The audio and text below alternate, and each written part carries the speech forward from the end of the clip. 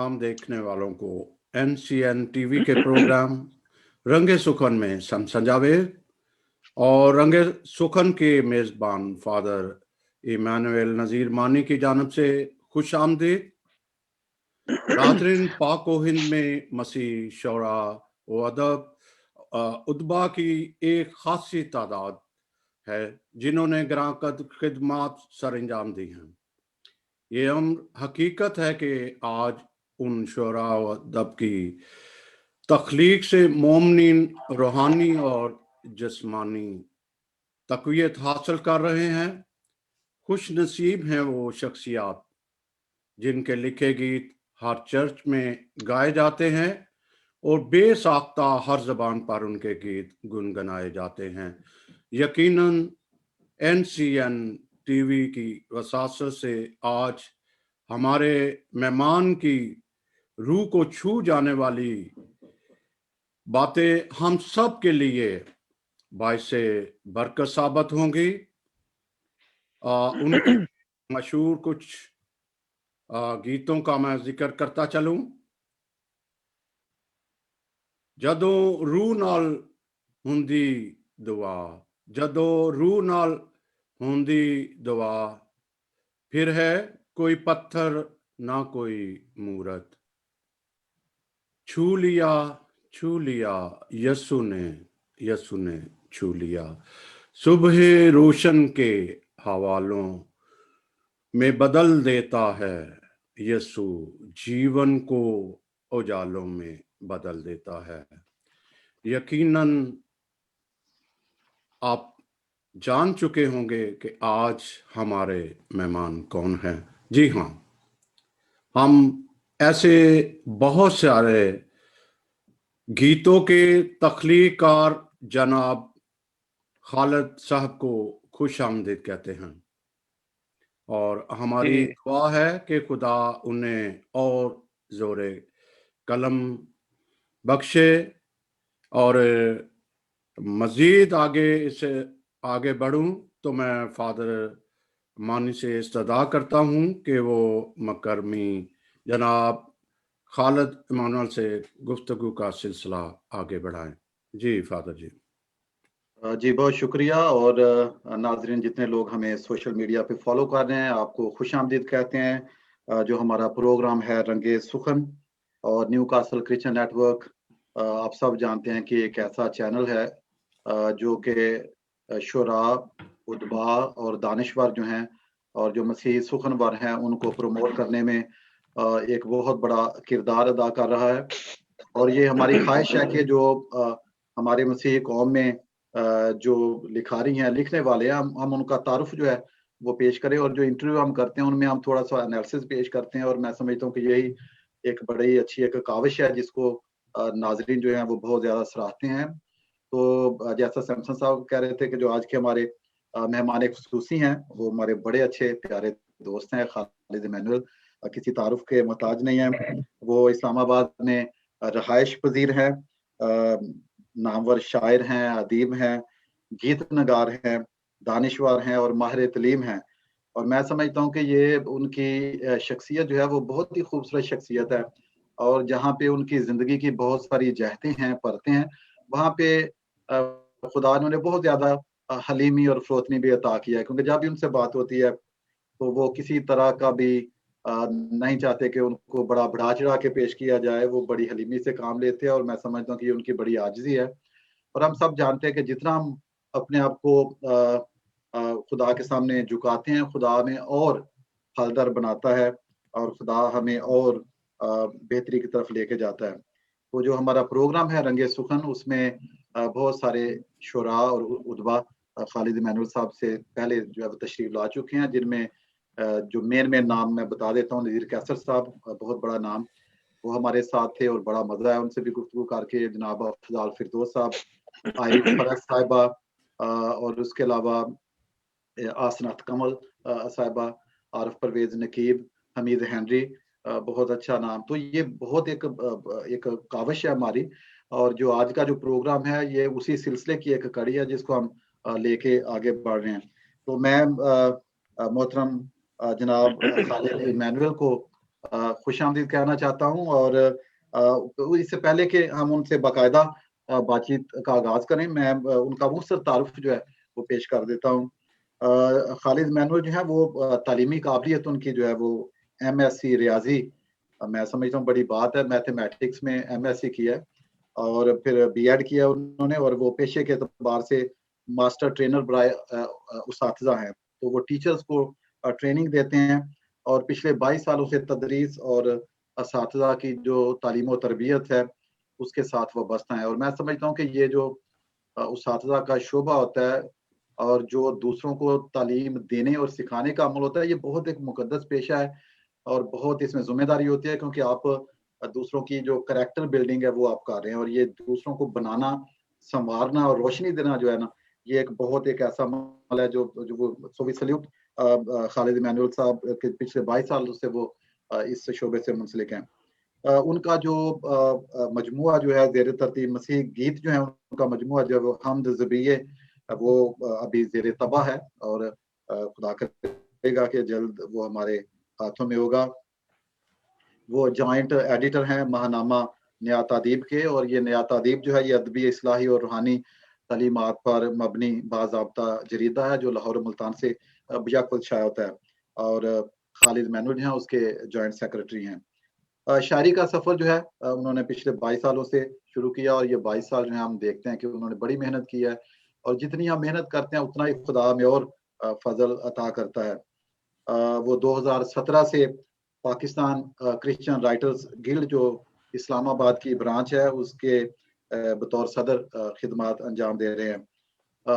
उनके जो मसीही गीत जो हैं मैं समझता हूँ कि उनका बहुत बड़ा हवाला जो है वो मसीही गीत हैं। जहाँ पे हम देखते हैं कि पाकिस्तान में जो मसीही गीत नगारी एक बहुत बड़ा फ़ील्ड है, शोबा है, जिसमें बड़े-बड़े नाम हैं माज़ी में जिनमें के.आर. ज़िया साहब हैं, उनका बहुत बड़ा कंट्रीब्यूशन है उसमें जी.एम. फ़िलिप्स कासिम नरसरी हैं, फ़ादर लिबेरियस आज़ाद फ़ादर फ्रांसिस तनवीर हैं, नज़ीर कैसर साहब ने भी गीत कहे हैं, विक्टोरिया पैट्रिक अमृत साहबा के गीत हैं।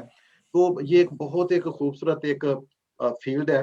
तो खालिद मैनुअल जो हैं उन्होंने इसमें बहुत आगे तरक्की की है और उन्होंने खुदा ने उनको उसकी उनकी जो मेहनत है उनका उसका फ़ज़ल दिया है क्योंकि उनके गीत जो हैं वो बहुत पॉपुलर हुए हैं, जिनका सैमसन साहब ने ज़िक्र भी किया और वो हम बाद में उनसे बातचीत करेंगे इस हवाले से। तो उनके गीत जो हैं वो बहुत जो सिंगर्स हैं उन्होंने गाए हैं जिनमें ए नैयर गुलाम बास, साइमा जहाँ, यूनुस मेहदी, महबूब गिल मेहदी, पास्टर फ्रांसिस, अज़ीम सागिर और बहुत सारे नामवर फ़नकार जिनमें मसीही भी हैं, मुस्लिम भी हैं, उन्होंने उनके गीत गाए हैं। तो हमारे लिए जनाब अभी मैं जो उनका तारुफ़ है उसको मज़ीद तवील नहीं करना चाहता क्योंकि आप बातचीत उनसे करेंगे। तो हम बढ़ते हैं जनाब खालिद मैनुअल साहब से। खालिद मैनुअल साहब वेलकम टू द शो। जी, थैंक यू सो मच। सबसे पहले तो मैं खुदावंद का शुक्रगुज़ार हूँ आज इस ज़बरदस्त अपॉर्च्युनिटी के लिए और फिर मैं शुक्रगुज़ार हूँ एनसीसी नेटवर्क का फ़ादर जी और सैमसन जवेद साहब आपकी सारी टीम के लिए शुक्रगुज़ार हूँ कि आपने इस प्लेटफ़ॉर्म पे मुझे मौका दिया है ताकि हम मिल के बातचीत कर सकें। तो ये मेरे लिए वाक़ई ऑनर की और प्रिविलेज की बात है। So thank you so much. जी, जी। जी और सेकंडली खालिद मैं जी। शुक्रगुजार हूँ कि आपने तारुफ काफी ज्यादा जो है वो मेरा करवा दिया है। मेरे मेरे उस्ताद हैं, आप जानते हैं, एतबार साजिद साहब। मैंने सेकंड ईयर में उनसे पढ़ा तो मुझे उनका शेर याद आ रहा है कि नामवर है न कोई शोहरत फन रखते हैं, वाह! नामवर है न कोई शोहरत फन रखते हैं, हम फकत हुर्मत दस्तार सुखन रखते हैं।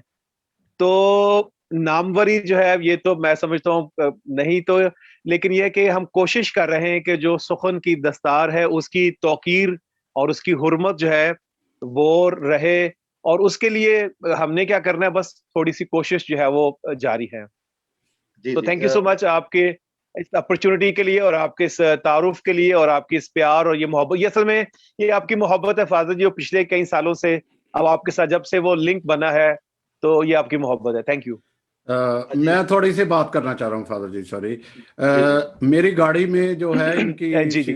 सीडी है और अक्सर मैं जो है ना वो सुनता, जब भी मैं निकलता हूँ लॉन्ग रूट पे तो वो साथ ही होती है। जैसा ये मैं बड़े शौक से जो है, कोई पत्थर ना कोई मूरत, ये बड़ा खूबसूरत उसकी धुन, उसकी जो बोल है बड़ा खूबसूरत, और अक्सर ख्वाहिश रहती थी जब आप हमारे साथ क्रिसमस मुशायरे में आए तो मेरा कम से कम, क्योंकि फादर जी तो ऑलरेडी जो है आपसे शनासा थे, लेकिन मेरी बड़ी ख्वाहिश थी कि आप हमारे साथ आए, हमारे जो नाजरीन हैं वो भी देखें। तो मुझे आज इंतहाई खुशी एक बार फिर हो रही है कि आप हमारे साथ हैं और आपसे काफी जो है बातचीत होगी इस हवाले से।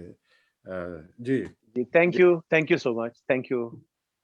जी, तो बातचीत को आगे बढ़ाते हैं और जैसे मैं ज़िक्र कर रहा था जो नामवर गीत नगार हैं पाकिस्तान में, ख़ास तौर पे जो मसीही अदब में जिन्होंने बड़ा काम अंजाम दिया, उनमें जो मैंने थोड़े से नाम लिए हैं, उनमें जनाब हिज़कियल सरोज साहब जो हैं, उनका भी एक बहुत बड़ा कंट्रीब्यूशन है। और मैं बिल्कुल। समझता हूँ कि जितने भी जो मसीही लिखने वाले हैं, मैं समझता हूँ कि कुछ जो गीत हैं, क्योंकि ये इनमें आप ईमान की सच्चाइयों को परोते हैं, उसमें इल्म इलाहियत होती है, आपका ईमान और अकीदा होता है। तो मैं जितने भी लिखने वाले हैं उनको हम ट्रिब्यूट पेश करते हैं और उनके मशकूर हैं माजी में जिन्होंने भी खास तौर पे गीत नगारी में काम किया है, तो हम उनके शुक्रगुज़ार हैं। अच्छा खालिद साहब, एक तो थैंक यू, सबसे पहले ये बताएं कि जनाब इस्लामाबाद जो है उसका माहौल, मौसम आज कैसा है, और how was your day, how you started your morning? जी, जैसा कि पिछले दिनों आपसे मेरी बात हुई थी, मैं इन दिनों में एक फेस टू फेस ट्रेनिंग करवा रहा हूँ टीचर्स के साथ। और इस्लामाबाद का जो मौसम है, ठंड है, लेकिन इतनी ज्यादा अब ठंड नहीं है, कुछ मौसम अब जो है वो ठीक है। तो आज का दिन जो है वो मेरा काफी हेक्टिक था, क्योंकि ट्रेनिंग में कम से कम 5 आवर्स जो है वहां पे खड़े होके टीचर के साथ इंटरेक्शन रही। लेकिन मैं जो है वो तरोताजा हूँ और मुझे अच्छा लग रहा है आपके साथ बात करना, अगरचे सारा दिन में। और फिर उसके बाद अभी आपसे मीटिंग से पहले मेरी मीटिंग थी 6:30 बजे, जिसमें कल के सेशन के बारे में हमारे लाहौर से है एक फैसिलिटेटर जिन्होंने इस्लामाबाद में आना है, और एक असेसमेंट के हवाले से वो सेशन कंडक्ट करेंगे हमारे साथ मिलकर। तो लेकिन जाहिर है वो तो एक मेरी प्रोफेशनल लाइफ का हिस्सा भी है, और मैं एक्चुअली फादर जी की जो ट्रेनिंग और टीचिंग है ये मेरा पैशन है, मुझे अच्छा लगता है इंटरेक्शन करना, टीचर्स के साथ मिलना। तो मैं खुदा का शुक्र अदा करता हूँ कि उसने मुझे ये मौका दिया, और अक्रॉस पाकिस्तान चारों प्रोविंसेस में और फिर उसके बाद कश्मीर में जो है वो मुझे टीचर्स के साथ इंटरेक्शन करने का मौका मिला। कोई 10,000 से ज्यादा टीचर्स को ट्रेन कर चुका हूँ इस हवाले से। ओह! बहुत ज़बरदस्त। और चलें ये बातचीत जारी रहेगी इस हवाले से भी। तो खालिद भाई, हम चलते हैं, थोड़ा-सा फ्लैशबैक की तरफ जाते हैं। जी तो जी थोड़ा-सा जो नाज़रीन जो ख़ास तौर पे अभी इस वक़्त सोशल मीडिया पे भी हमें बहुत ज़्यादा फ़ॉलो कर रहे हैं, तो थोड़ा-सा बताइए, थोड़ा-सा अपना ख़ानदानी पस-मंज़र जो है उसके हवाले से, जी। और ख़ानदान में जो और भी हम्म। कोई लिखने वाले हम्म। या कुछ इस तरह? जी, बताइए। जी। मेरा ताल्लुक जो है वो सियालकोट से है, और मुझे मालूम है कि फादर जी आप भी मेरे ख्याल सियालकोट से ही हैं। जी, जी। और सैमसन साहब भी हाँ जी। सियालकोट से हैं। हाँ जी, हाँ। तो ये अच्छा, सैमसंग साहब, तो इसका मतलब कि तीनों सियालकोट ही मिल गए यहाँ पे हम। जी, जी, बिल्कुल। सियालकोट जो है उसमें समड़ेयाल और डस्का के दरमियान एक बड़ा मारूफ कस्बा है भोपाल वाला। जी। तो भोपाल वाला में जो है वो मेरा मेरा ताल्लुक है, बुनियादी तौर पर मेरा अबाई जो है वो गांव वही है। और वहीं पे जो है हम जो है वो, मैं जब चौथी क्लास में था, ग्रेड 4 में था, तो फिर उस वक्त जो है मेरे वाले साहब पहले 1985 में वो इस्लामाबाद में आ गए, और फिर उसके बाद 1986 में जो है हम इस्लामाबाद में यहाँ पे आ गए। बुनियादी तौर पर हमारा खानदान, मैं समझता हूँ कि एक गरीब खानदान जो कि सियालकोट में था। और फिर उसके बाद वालिद साहब ने मेहनत की, स्ट्रगल की, वो इस्लामाबाद में आ गए। यहाँ भी उन्होंने मेहनत मजदूरी की, क्योंकि बुनियादी तौर पर मेरे माँ बाप जो हैं वो पढ़े लिखे नहीं हैं, लेकिन उन्होंने बहुत ज्यादा जो है वो स्ट्रगल की, मेहनत की अपने बच्चों के लिए। अब फिर हम 1986 में इस्लामाबाद में आ गए। हम 6 भाई हैं और एक हमारी बहन है। और वालिद साहब ने और वालिदा ने दोनों ने मेहनत करके सब बच्चों को पढ़ाया। और मैं खुदा का शुक्र अदा करता हूँ कि मेरे खानदान के अंदर, जैसे मैं सबसे बड़ा भाई हूँ, मैंने मास्टर्स किया मैथमेटिक्स में। मुझसे जो छोटा भाई है उसने ग्रेजुएशन की है। उसके बाद जो उससे छोटा है उसने मास्टर्स किया है, और वो नेवी में एज एन इंस्ट्रक्टर जो है वो काम करता है। उसके बाद भाई है, उसने मास्टर्स किया है कंप्यूटर साइंसेस के अंदर। फिर उसके बाद उससे जो छोटा भाई है उसने मास्टर्स किया हुआ है नर्सिंग के अंदर, और वो यहाँ पे इस्लामाबाद में एक अभी जो है एक नर्सिंग इंस्टीट्यूट का प्रिंसिपल है। इसी तरीके से बहन, सारे भाइयों की शादियां हो चुकी हुई हैं, बहन की शादी हो चुकी हुई है, और खुदावंद का शुक्र है कि सारे लोग अपने अपने घरों में जो है वो आबाद हैं। वालिद साहब जो है वो हमारे साथ हैं यहाँ पे इस्लामाबाद में। और खुदा का शुक्र है कि खुदा ने मेरे वालिद को, मेरी वालदा को बहुत ज्यादा बरकत दी। अगरचे मैंने जैसे कहा कि बिल्कुल वो अनपढ़ थे, बिल्कुल हम एक गरीब खानदान से हमारा ताल्लुक रहा है, लेकिन उन्होंने इतनी ज्यादा मेहनत की कि यहाँ पे फिर इस्लामाबाद में उन्होंने सारे बच्चों को जो है वो पढ़ाया है। और मैं खुदा का शुक्र अदा करता हूँ कि अभी खानदान के अंदर जो है वो सारे जो बच्चे हैं वो अच्छे स्कूलों में, कॉन्वेंट जैसे स्कूलों के अंदर जो है वो पढ़ रहे हैं। हमने हमने जब शुरू किया तो हमने गवर्नमेंट स्कूलों में जो है वो पढ़ना शुरू किया, और उसके बाद जैसे जैसे फिर ऐसे बड़े, तो फिर अब खुदा का शुक्र है कि यही बच्चे जो है वो अब अच्छे स्कूलों में जो है वो तालीम हासिल कर रहे हैं। जी, जी।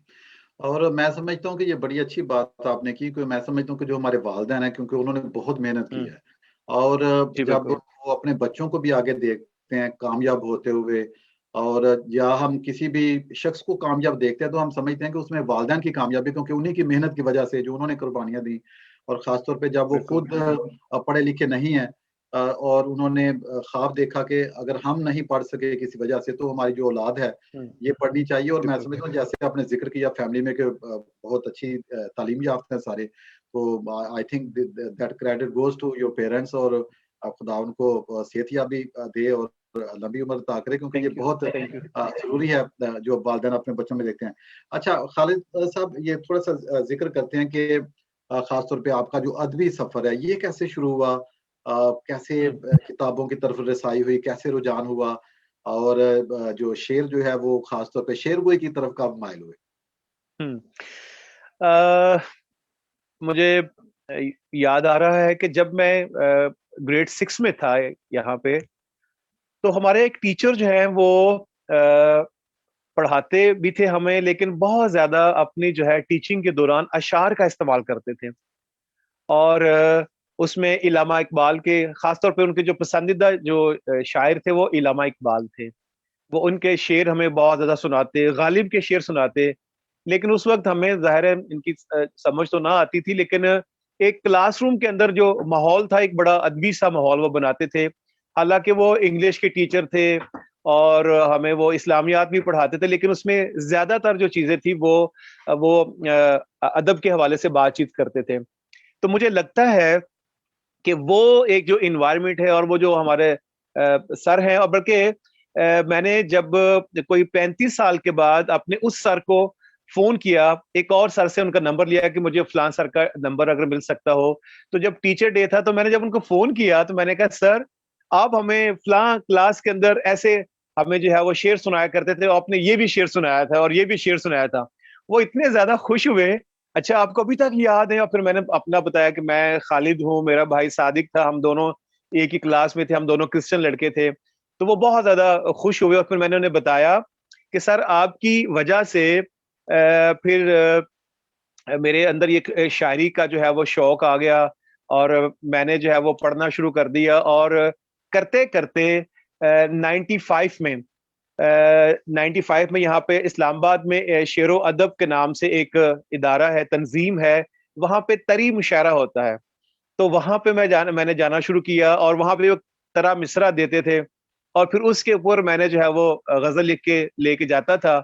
और फिर मैंने सर को बताया कि सर वहां पे ना उन्होंने एक किताब छापी, और उसके अंदर जितने भी लोग उस तरी मुशायरे में आते थे उन लोगों की 15 जो गजलियात थी। उन दिनों में मैं बीएससी कर रहा था, तो 15 गजलियात जो कि इंतखाब की 5-5 अशार के ऊपर जो मबनी गजलें थी। तो मैंने कहा, सर मैंने उस किताब के ऊपर जो छोटा सा तारुफ, उसमें आपका नाम भी लिखा हुआ है कि मुझे जो शेर गोई का जो जौक है, मैं समझता हूँ उसकी जो परवान है वो आपके वो जो क्लास के अंदर आप बातें करते होते थे, हमें शेर सुनाते थे। हमें शायद उस वक्त तो समझ नहीं आती थी, लेकिन वो बहुत ज्यादा खुश है, कहते यार मेरे पास जब आना वो किताब लेके आना आप जरूर। मैंने कहा मैं जरूर आपके पास लेके आऊंगा। तो इस तरीके से फादर जी जो है वो शेर गोई का आगाज हुआ। फिर मेरे साथ जो मेरे दोस्त थे वो ज्यादा मोटिवेशन का बायस हुए। हम 4-5 दोस्त उसमें ज्यादातर उनको जो है वो लिखने का शौक था।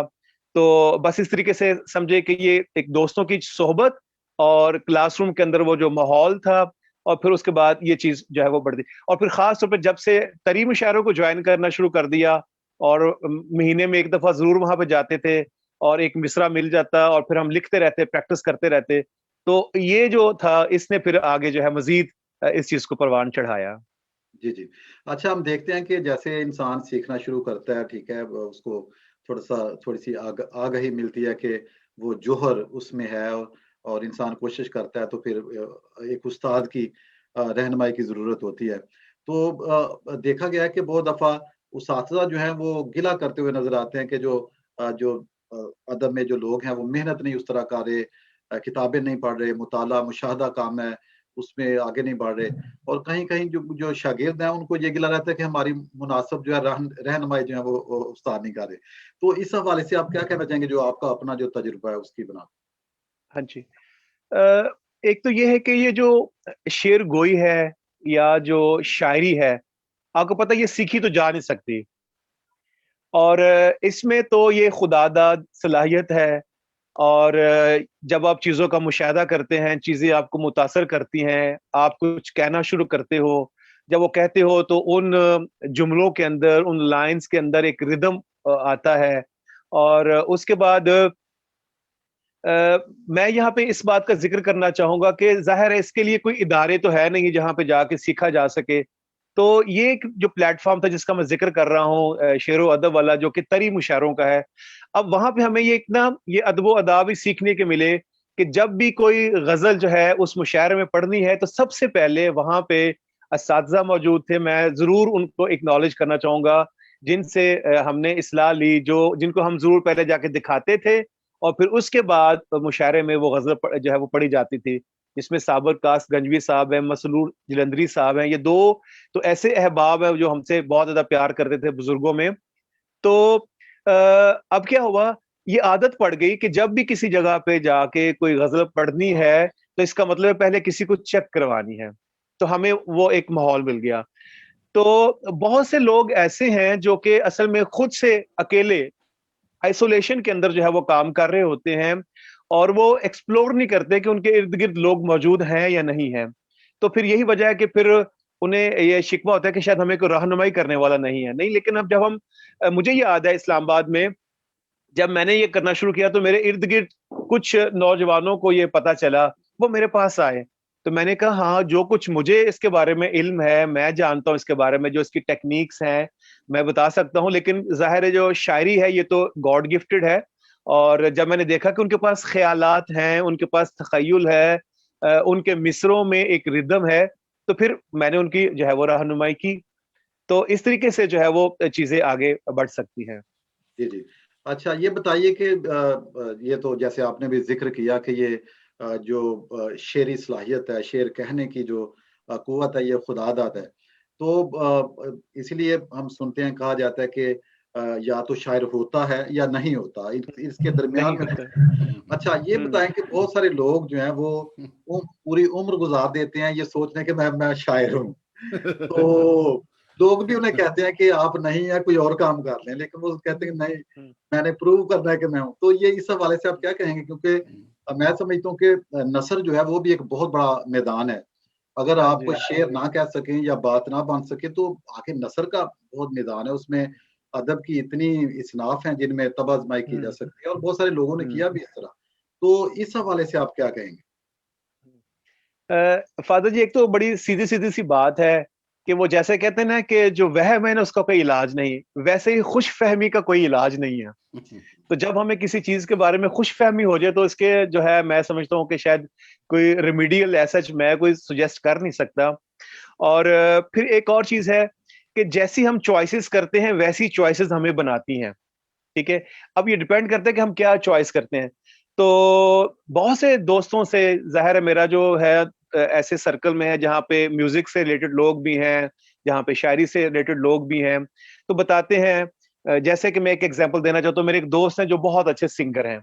वो कहते हैं कि मैंने जब शुरू किया तो मैंने तबला बजाना शुरू किया। लेकिन मुझे किसी ने कहा कि नहीं, आपका वोकल बहुत अच्छा है, तो आप ऐसा करें कि आप अपने वोकल पे फोकस करें।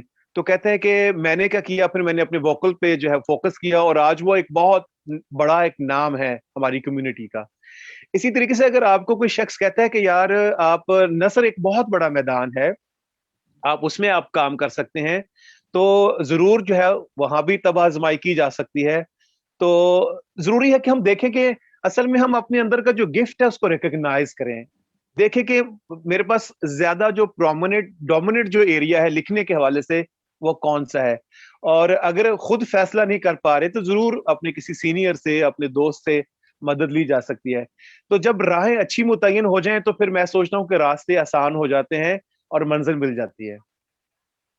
सैमसन जावेद साहब को शामिल करते हैं। सैमसन जावेद साहब, आप सवाल करना चाहें अगर यहाँ पे, तो प्लीज। मैं असल में यही पूछना चाह रहा था कि आप जो एक गीत हैं, गीत के जी। हवाले से बड़े ज़बरदस्त मकबूल आपके गीत हुए जो चर्च में भी गाए जाते हैं। तो क्या ये जो बाइबल मुकद्दस, उसकी आइडियालॉजी, उसका फलसफा, जिस तरह हमारी थोड़ी देर पहले गुफ्तगू भी हो रही थी, तो ये कहाँ तक ये जरूरी है? कई लोग कुछ इस तरह भी कहा जाते हैं कि जैसे जीसस क्राइस्ट की रूहानी जो एक उनका एक पस मंजर है, तो उससे हट के भी कहा जाता है। ये जरूरी है कि बाइबल मुकद्दस को मुकम्मल तौर पर आप जानते समझते हों, उसके जैसे फलसफा या उसका आइडिया से। जी। देखिए जी, सैमसन जवेद साहब, अ, जो कोई शख्स शेर कहता है तो ये उसके पास एक गिफ्ट है, उसके पास एक तोड़ा है, ठीक है। अब उसके पास अगर वो कहता है कि मैं कलीसिया के लिए गीत लिखना चाहता हूँ, तो कलीसिया में गाए जाने वाले जो गीत हैं, जाहिर है वो खुदा की हम पे मबनी गीत होंगे, और उनके अंदर फिर इलाहियात के हवाले से बातचीत होगी। तो हमारे पास जो बड़ा सोर्स है, जो बड़ा मंबा है इस हवाले से, वो बाइबल मुकद्दस है। तो जब तक फिर बाइबल मुकद्दस से किसी मसीही शायर की पर्टिकुलर मैं बात करूंगा, जब वो गीत लिखना चाह रहा है कलीसिया के लिए, तो जब तक उसके साथ उसकी दोस्ती नहीं है, उसके साथ उसकी शनासाई नहीं है, उसको पढ़ता नहीं है, तो जाहिर है कि जब वो लिखेगा तो उसके जो वर्ड्स हैं, उसके जो अल्फाज हैं, अगर बाइबल की तालीम के साथ मैच नहीं करते, तो वो खाली अल्फाज जो हैं शायद लोगों को जाके मुतासर ना कर सकें, वो किसी के लिए जो है वो बरकत का बायस ना बन सकें, या किसी के लिए तहरीक का बायस ना बन सकें। तो गोया फिर यहाँ पे जरूरी शर्त यह है कि अगर गीत लिखना है तो फिर बाइबल मुकद्दस के साथ आपकी जो है वो अंडरस्टैंडिंग हो, बाइबल का मुताला किया हो। जैसे कि हाल ही ने जब मुकदमा शेर व शायरी लिखा, तो उन्होंने कहा कि शायरी के लिए एक जरूरी शर्त यह है कि मुताला करें, और उस मुताले में जो है वो मुताला फितरत भी है, और उसके बाद किताबों का मुताला भी है, ठीक है। तो यहाँ पे मैं समझता हूँ कि बुनियादी शर्त फिर ये है एक मसीही शायर के लिए कि फिर वो बाइबल का मुताला करे, उसमें देखे कि जीसस की हयात जो है वहां पे नजर आती है हमें, कि वो कैसे काम करता हुआ हमें नजर आता है, और वो क्या क्या फिलॉसफी है जो कि क्रिश्चियन है, क्या अकायद हैं, और फिर ताकि वो उनको मद्देनजर रखते हुए लिख सके। और कई दफा जब इन चीजों से हम जो है वो नावाकिफ होते हैं, तो बहुत से ऐसे गीत भी सामने हमें देखने को नजर आते हैं जो कि शायद बहुत से अकायद के साथ मुतसादम हमें नजर आते हैं, जो लोगों के लिए बेहतरी का बायस नहीं बनते बल्कि ठोकर का बायस बन जाते हैं। बिल्कुल इसी तरह जैसे जब सलीब के रास्ते की या उनकी जीसस क्राइस्ट की डेथ के हम्म। दौरान जिस हम्म। तरह हम्म। लिखा भी है, या ऐसे हकाइक नहीं मिलते कि जब उनकी हम्म। डेथ हुई, जब उनकी डेड बॉडी को उतारा गया तो मुकद्दसा मरियम आया थी या उन्होंने अपनी गोद में लिया, लेकिन इन हकाइक नहीं मिलते। लेकिन कुछ लोग जो है वो उसकी सोच या तहरीक देते हैं, या उनकी रंग आता है उनकी शायरी में। तो अब जी, कई जगह पे बिल्कुल। मुतनाज़ा भी हो जाता यहाँ है। पे थोड़ा जी। सा मैं ऐड, हाँ जी, यहाँ पे ऐड करूंगा। हम्म। ये तो आपने चले शुरू बात कर ही ली है सलीब के हवाले से गीतों की। हम्म। जी। तो यहाँ पे मैंने काफी साल पहले भी किसी एक महफिल में इसका जिक्र किया था कि जब सलीब के हवाले से पर्टिकुलरली गीत लिखे जाते हैं, तो यहाँ पे बहुत से शोरा हजरात ऐसे जो कि वाकई हम्म। जो बिब्लिकल जो पर्सपेक्टिव है, जब उससे वो वाकिफ नहीं होते, जो मसलूबियत का कॉन्सेप्ट है, जो क्रूसिफिकेशन का कॉन्सेप्ट बाइबल हमें सिखाती है, तो बहुत से गीतों में हमें ये नजर आता है कि वो यीशु के ऊपर तरस खा रहे हैं। बहुत से गीतों की जो फिलॉसफी हमें ये नजर आती है कि वो यीशु के ऊपर तरस खा रहे हैं, जबकि जो बाइबल मुकद्दस है उसका नुक्ता नजर हमें बिल्कुल साफ नजर आता है कि यीशु की कुर्बानी बारज़ा कुर्बानी थी। यीशु ने अपने आप को बनीनो इंसान के कफारे के लिए जो है वो पेश किया। और हाँ, इंसान होते हम उस दुख को रियलाइज करते हैं, बल्कि सेल्फ रिफ्लेक्शन करते हैं कि वो तो जगह मेरी थी, वो जगह मेरी थी जहां पे यीशु जो है वो चढ़ा हुआ है, और वो जो है उसने मुझे बचाने के लिए, मुझे अपनी एक गजल का शेर याद आ रहा है कि वो सलीब थी मेरे नाम की जिसे नासरी ने उठा लिया।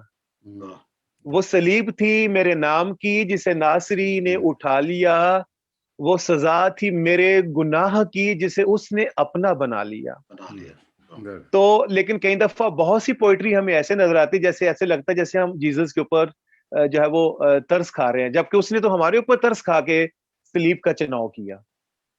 जी जी जी खालिद साहब, इसी बात के हवाले से, क्योंकि मैं समझता हूँ कि गीत जो है ये, क्योंकि ये आपका मैदान है, आप गीत राइटर हैं और आपके पॉपुलर गीत भी हुए हैं, और मैं समझता हूँ कि ये बहुत एक ऐसा मजमून है जिसपे बातचीत जरूर होनी चाहिए। और ये नहीं कि हम कोई क्रिटिसाइज कर रहे हैं किसी को, लेकिन हम एक एनालिसिस जो है वो पेश करते हैं, और मैं समझता हूँ कि एनालाइज करना चीजों को वो हर एक का हक है। अभी आप देखें कि ये जो गीतों का सिलसिला है, बहुत सारे लोग जो इलाहिया से वाकिफ नहीं, हिस्ट्री से भी वाकिफ नहीं, बाइबल से वाकिफ नहीं है, वो गीत लिखते हैं। और आजकल इतना आसान हो गया कि एक ही शख्स गीत लिखता भी है, वो उसको कंपोज भी कर लेता है, उसको गाना भी चाह रहा है, उसको सारा कुछ करना चाह रहा है, इस तरह की चीजें। तो ये एक बड़ा एक आसान सा काम कुछ हो गया है कि, क्योंकि मैं समझता हूँ कि गीत नगारी जो है इसके लिए बाकायदा या तो कोई स्टडी सेशन होने चाहिए, या मैं समझता हूँ कि कोई तरबियत के कोई मराहल होना चाहिए, ताकि जो खासतौर पे गीत लिखना चाहते हैं, अपने अकायद को परोना चाहते हैं, वो जो सही डॉगमा जो है, जो अकीदा है, उसको प्रमोट कर सके। तो इसके हवाले से आप क्या कह रहे हैं? क्योंकि मैं समझता हूँ कि एक बहुत कमी है कि बाकायदा तौर पे तरबियत जो है वो नहीं इस हवाले से की गई। हाँ जी, बिल्कुल आप सही कह रहे हैं कि मैंने थोड़ा अर्सा पहले एक आर्टिकल भी लिखा था, और वो काफी ज्यादा दोस्तों में मकबूल भी हुआ, उसको शाया भी किया नया तादीब ने, और फिर उसके बाद मसीह अशात खाना की जो है एक डाइजेस्ट है उसके अंदर भी वो शाया हुआ, जिसके अंदर वही लिखा था कि जो आजकल कलीसिया के अंदर गीत नगारी उसके हवाले से था। तो उसमें मैंने यही जो है वो शेयर किया था कि बस आज जो है हर सुबह नए गीतों के साथ तुलू हो रही है, बहुत अच्छी बात है, गीत लिखे जा रहे हैं, बहुत अच्छी बात है, लेकिन उसके अंदर जो ज्यादातर लोग चाहते हैं कि मैं बस रातों रात मशहूर हो जाऊं, और बस फिर वो जैसे खुद ही गीत लिखा है और खुद ही उसको कंपोज भी किया है, खुद ही शायद गाना भी चाह रहे हैं, और किसी के साथ कोई मशवरा नहीं किया जा रहा है। मुझे तो बल्कि ये भी हैरानगी होती है, इस कोविड के दिनों में अगर आपने मुशाहिदा किया हो तो बहुत से गीत लॉन्च हुए हैं, कहाँ से इतने ज्यादा पैसे आते हैं, इतने इतने पैसे जो है वो लगाए जा रहे हैं, और उसके अंदर जो है, और मुझे लगता है कि अगर हम इसके एनालिसिस करें तो जो हमारी लीडरशिप है जो कि अलाउ कर रही है इन गीतों को चर्च के अंदर करने के लिए, थोड़ा सा वो भी अगर इसको थोड़ा सोचें, फिक्र करें कि ना अलाउ करें ऐसे गीतों को गाने के लिए, तो शायद इसका थोड़ा सा जो है वो फर्क पड़े, या वो गाइड करें कि भाई अगर आप लिखना चाह रहे हैं और आपके पास ये हुनर है, ये तोड़ा है, तो जरूर आप किसी के साथ मशवरा कर लें। तो अब ये मामला कोई इतना आसान भी नहीं, बहुत पेचीदा हो चुका हुआ है, आप रोक नहीं सकते। और फिर मीडिया भी इतना ज्यादा, आपको पता है अब आजाद है, सोशल मीडिया हमारे पास अवेलेबल है, और अब अक्रॉस वर्ल्ड जो मतलब हमारे लोग हैं, पर्टिकुलरली अगर हम देखें आपके यहाँ पे यूके में, अमेरिका में, फ्रांस में, इटली में हमारे बहुत से दोस्त हैं जो कि पाकिस्तान से वहां चले गए हुए हैं, और बहुत से लोग उनमें ऐसे हैं जो फनी महासिन है शायरी के, या जो उसके रमूजो औकाफ हैं वो पूरे तौर पे नहीं समझते, और फिर बहुत से जो बाइबली जो नकात हैं वो भी उसमें नहीं, लेकिन चूंकि उनके पास रिसोर्सेज हैं, वो बड़ी आसानी के साथ किसी गीत को रिकॉर्ड कर लेते हैं और गीत रिकॉर्ड करने के बाद वो फौरन गीत जो है वो लॉन्च हो जाता है। भले वो गीत एक ही दफा चलता है और उसके बाद फिर शायद उसका पता भी नहीं चलता कि वो कहाँ गया है, लेकिन ये ऐसा हो रहा है।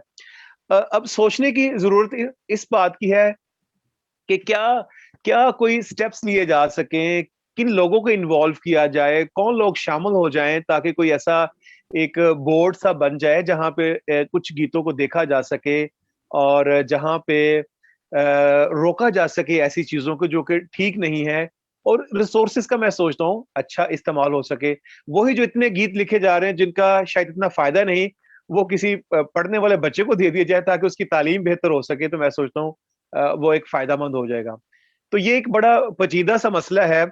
मुझे लगता है कि इसके लिए शायद मैं अकेला या जो हम यहाँ पे, इसमें शायद बहुत से हमें स्टेक होल्डर्स को शामिल करना पड़ेगा।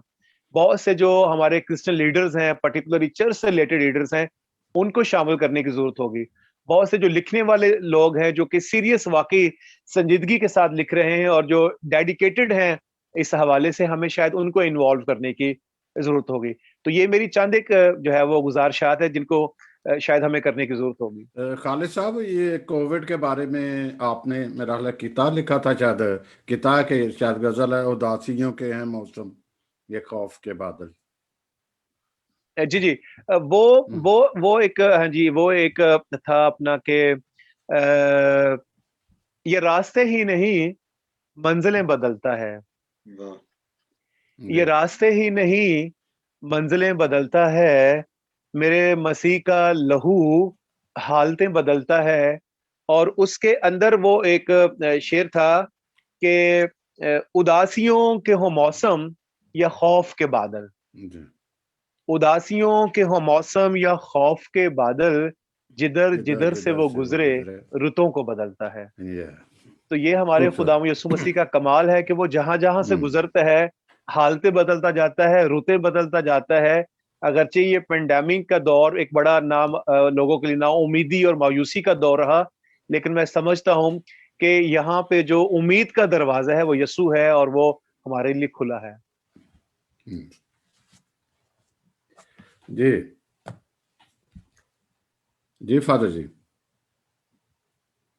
अ, हाँ जी, मेरा ओके। ख्याल है फादर जी का ये थोड़ा सा ज्यादा आपका रुझान गीत की तरफ रहा, या आम गजल जिसको हम कमर्शियल भी बोलते हैं, लेकिन सॉरी अदब की जो है अदब के हवाले से आपने ज्यादा नज़म गजल या गीत की तरफ ज्यादा आपका रुझान रहा? जी। तो पहली बात तो यह है सैमसन साहब के शायरी तो शायरी होती है, फिर उसके बाद ज़ाहिर देखें उसके हम मुख्तलिफ हम उसके जो है वो असनाफ को देख सकते हैं, और फिर उसके अंदर फिर मुख्तलिफ जो है वो उसके जॉनरास को हम देख सकते हैं। जैसे अब शायरी के अंदर हमदिया शायरी होती है, ठीक है, इसी तरीके से गजल है, नज्म है और दीगर जो है वो इसके अंदर चीजें हैं। तो जी साथ साथ मैं जो है वो गजल भी कहता रहा हूँ, और फिर उसके साथ साथ जो है वो मसीही गीत निगारी जो है वो भी मैं करता रहा हूँ। ये मेरे दरअसल पूछने का मकसद ये भी जी। था कि कई लोग, जो कई शायर या कई जो गुलूकार हैं, वो मखसूस गास्पल की तरफ रहते हैं कि हम हम्म। गास्पल सिंगर हैं या हम शायर गास्पल शायर हैं।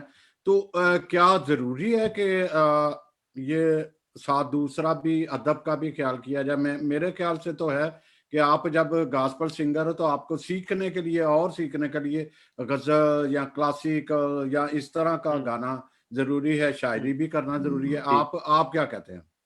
जी। जी।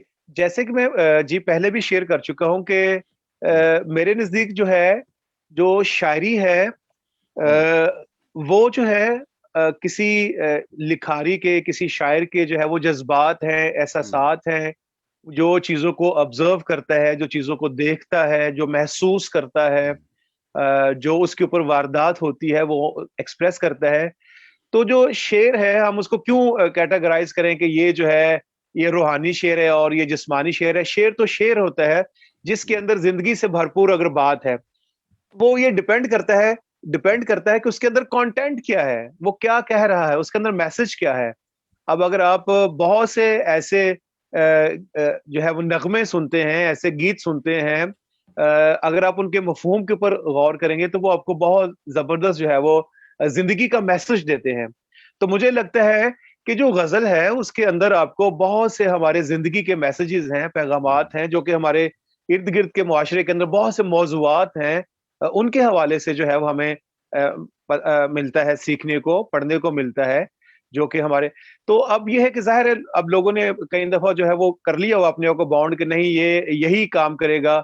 और फिर इसमें हमारे जैसे जैसे आपने गॉस्पल सिंगर्स की बात की है कि अब ये गॉस्पल सिंगर है तो अब ये करेगा तो दूसरा काम करेगा तो वो शायद उसके लिए अब वो ठीक नहीं है। ये कदगन और ये पाबंदियां जो है हमने लगा रखी हैं और उसकी वजह से मुझे लगता है, मुझे फिक्र है कि अब शायद फिर ए नैयर ना पैदा हो सके, सलीम रजा शायद ना पैदा हो सके, आयरीन परवीन जैसी जो है वो गुलकारा शायद ना आ सके जब इस तरह की पाबंदियां जो है वो रही हैं। क्योंकि हमारे यहाँ टैलेंट तो बहुत ज्यादा है, लेकिन जब इस तरीके से हम पाबंदियां लगा रहे हैं तो फिर जाहिर है कि फिर कैसे एक बड़े प्लेटफॉर्म पे या कौमी सतह पे जो है वो कंट्रीब्यूट जो है वो हो सकेगा। जैसे कि मैंने जिक्र किया ए नैयर का, एसपी जॉन साहब का जिक्र मैंने किया, तो वो अब ऐसे फिर लोग कहाँ से पैदा होंगे। तो खालिद साहब, असल में कैनवस जो होता है वो वसी इसी तरीके से होता है। जैसे मौसीकी अगर आप ले लेते हैं या गुलकारी ले लेते हैं या मौसीकार ले लेते हैं, जब तक वो ज्यादा आगे नहीं बढ़ेगा तो वो सीखने में वो एक तरह का अपने आप को महदूद भी कर लेगा और उस राग और रंग और वाकफियत को भी महदूद कर लेगा अपनी जो है। इसीलिए उसको सिर्फ रहना कि अपने पे छाप लगा लेना कि मैं गॉस्पल सिंगर हूँ या गॉस्पल शायर हूँ, मेरा ख्याल है ये बेहतर नहीं है। जी मेरा ख्याल जी, ये बिल्कुल हम अपने आप को महदूद कर लेते हैं, लिमिटेड कर लेते हैं इस तरीके से, और एक एहसार के अंदर बस हम जो है वो रहते हैं।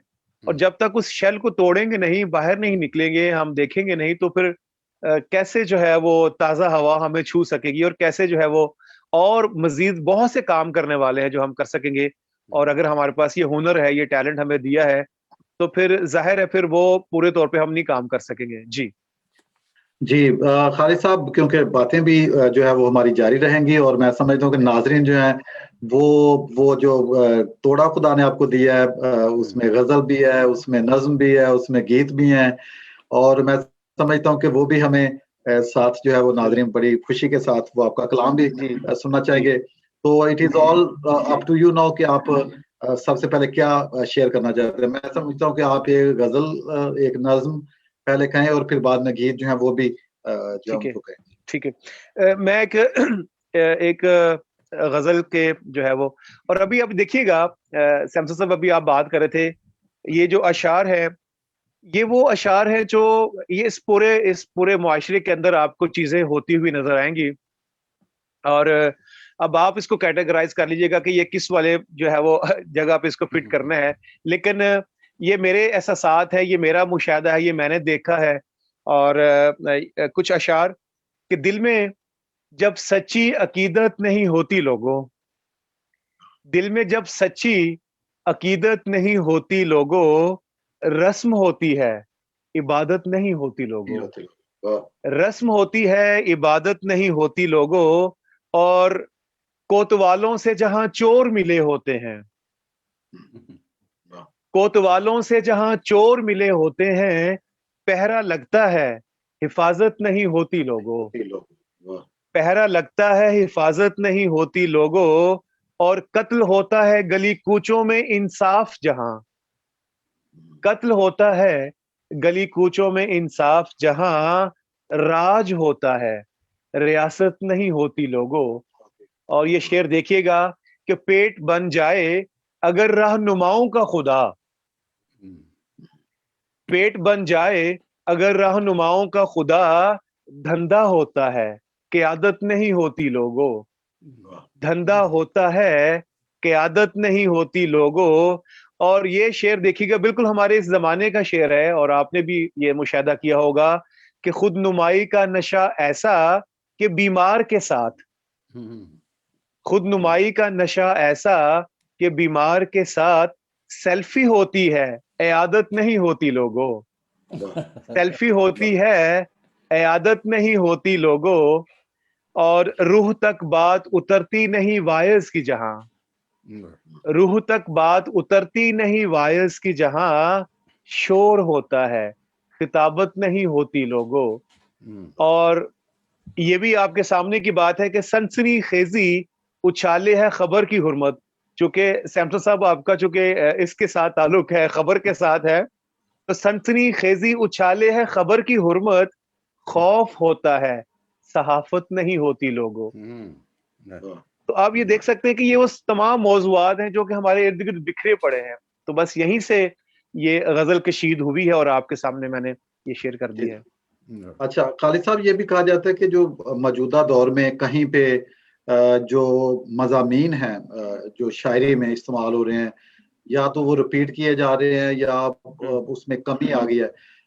आप क्या समझते हैं कि क्योंकि मौज़ूआत तो ये जो शेर व अदब में बहुत पुराने हैं, लेकिन मैं समझता हूँ कि उनको नए अंदाज से, जो नया डिक्शन है, नया लबो लहजा उनको अदा करना और वही एक बात को नए अंदाज से करना, तो इसके हवाले से आप क्या कहेंगे? क्या इसमें आप कमी देखते हैं या कुछ तजुर्बात हो रहे हैं, या किस तरह आप जी देखते जी, हैं इसको?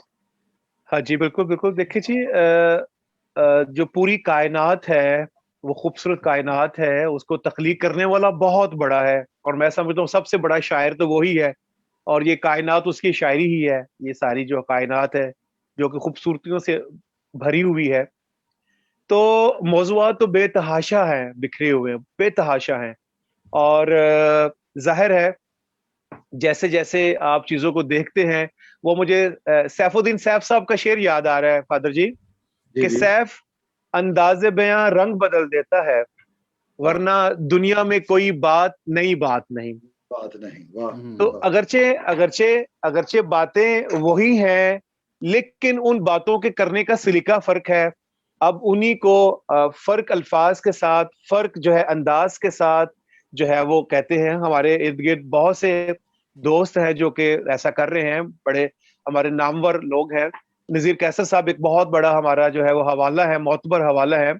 आप उनकी शायरी को देखें, वो बिल्कुल आपको एक ऐसी शायरी जो बिल्कुल नई शायरी हमें नजर आती है, जो कि अदब के ऊपर हम देखें तो बिल्कुल जो है वो हमें एक बिल्कुल नया ताजा जो है वो सारी चीजें नजर आती हैं। तो बहुत से जो है वो इसके ऊपर काम हो रहा है।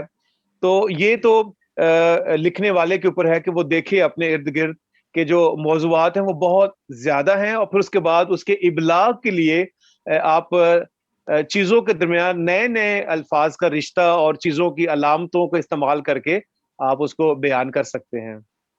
जी जी। अच्छा ये तो बताइए कि गोया गोया जैसा गुंजाइश मौजूद है, गोया ऐसा नहीं है कि मौजुआत खत्म हो गए हैं। ऐसा नहीं है कि अब जो है वो नई शायरी हो नहीं सकती, नहीं हो रही है, लोग कर रहे हैं। बिल्कुल मुझे याद है कि जब नज़ीर कैसर साहब का, क्योंकि आपने जिक्र किया, मैं समझता हूँ कि बहुत बड़ा मुस्तनद हवाला है और हमारा फख्र है, जी बिल्कुल। कंट्रीब्यूशन किया है शेर व अदब में हम्म उसके हवाले से। तो उनसे जब बातचीत हुई मेरी इस हवाले से, तो उन्होंने कहा कि जो हमारा एक ये जो डिक्शन है, ख़ास तौर पे जो एक तरह के मौज़ू हैं, मज़ामीन हैं और हम उनमें जिद्दत नहीं ला रहे। तो वो कह रहे थे हमें इनसे हम्म जान छुड़ा लेनी चाहिए, जो वो वही वो हम्म है और हमें जिद्दत की तरफ बढ़ना चाहिए। और जब हम बात करें उसका ताल्लुक जो है वो इंसानी मुशाहदे से हो, उसमें कोई नई बात हम्म की जाए, नए अंग के साथ हम्म नया रंग उसमें नज़र आए, हम्म नए हम्म अल्फाज जो हैं वो उसमें हों। और उन्होंने कहा कि वही शायरी जो है वो अपना मुकाम हम्म बनाएगी और अपना रास्ता बनाएगी जिसमें जिद्दत होगी, वरना तो लोग जो हैं वो एक तरह की शायरी से उकता जाएँगे। जी बिल्कुल ऐसा ही है, बिल्कुल ठीक है, बिल्कुल ठीक फरमा रहे हैं आप, बिल्कुल। तो मैं समझता हूँ कि कुछ लोगों ने बहुत इसमें तजुर्बात किए हैं नए, और इसको हम्म आगे बढ़ना चाहिए। अच्छा, जब हम बातचीत कर रहे हैं, अभी ज़िक्र भी हुआ जो कंट्रीब्यूशन है उसके हवाले से, तो आप किस तरह देखते हैं कि जो ख़ास तौर पे क़याम पाकिस्तान के बाद का जो एक मंज़रनामा है हमारे पास, ये जो 73-74 सालों का एक मंज़रनामा है, तो इसमें आप जो जो शेर-ओ-अदब है, उसमें जो मसीही कंट्रीब्यूशन है, उसको आप हम्म किस तरह देखते हैं? क्या हम उसमें कामयाब हैं कहीं पे नाकाम हैं? क्या हम उस तरह से मेन स्ट्रीम में नहीं आ सके जैसा होना चाहिए था? इस हवाले से कुछ थोड़ा-सा ज़िक्र कीजिए। हम्म अ, मैं समझता हूँ कि ना सिर्फ क़याम पाकिस्तान के बाद मैं उससे पहले भी एक नाम जो है वो लेना चाहूँगा ज़रूर, एक बड़ा नाम। और 1928 में उन्होंने लायलपुर में जो है एक पंजाबी पंजाबी जो है वो मैगज़ीन शुरू किया, और शायद वो पंजाबी का पहला मैगज़ीन था, दरबार के नाम से। आप जानते होंगे जोशुआ फज़लुद्दीन। फजलुद्दीन तो जी जोशुआ फज़लुद्दीन साहब का नाम लेना मैं समझता हूँ बहुत ज़रूरी है, जिनका कंट्रीब्यूशन जो है वो बहुत ज़्यादा है पंजाबी अदब के हवाले से। उनके लिखे हुए जो नावल हैं, उनके लिखा हुए जो कहानी है, वो पंजाब यूनिवर्सिटी के सिलेबस में शामिल थी। तो मैं समझता हूँ कि एक बड़ा जो है वो कंट्रीब्यूशन जो है वो इस हवाले से है। और फिर उसके बाद उन्होंने अपना जो चर्च का है उसमें उन्होंने लेके ना अपना मत्ती से लेके मुकाशवा तक उसको पूरा मंजूम किया अपने पंजाबी मसीहों के लिए।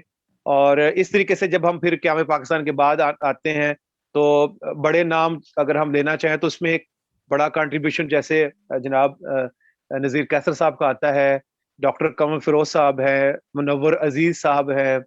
ये वो बड़े नाम हैं जिन्होंने मतलब जिनका अदब के अंदर जो है वो नाम लिया जाता है। इसमें इसी तरीके से ख़वातीन में भी जो है वो हमारे साथ नाम है, जैसे मैम आसनात कमल है, आयरीन फरहत साहिबा हैं, जिनका जो है वो रिकॉग्नाइज्ड है, वो वाकई मेन स्ट्रीम में लोग जानते हैं कि ये जो है वो क्रिश्चियन कम्युनिटी से इनका ताल्लुक है, और उनका जो शेर है वो रिकॉग्नाइज किया जाता है।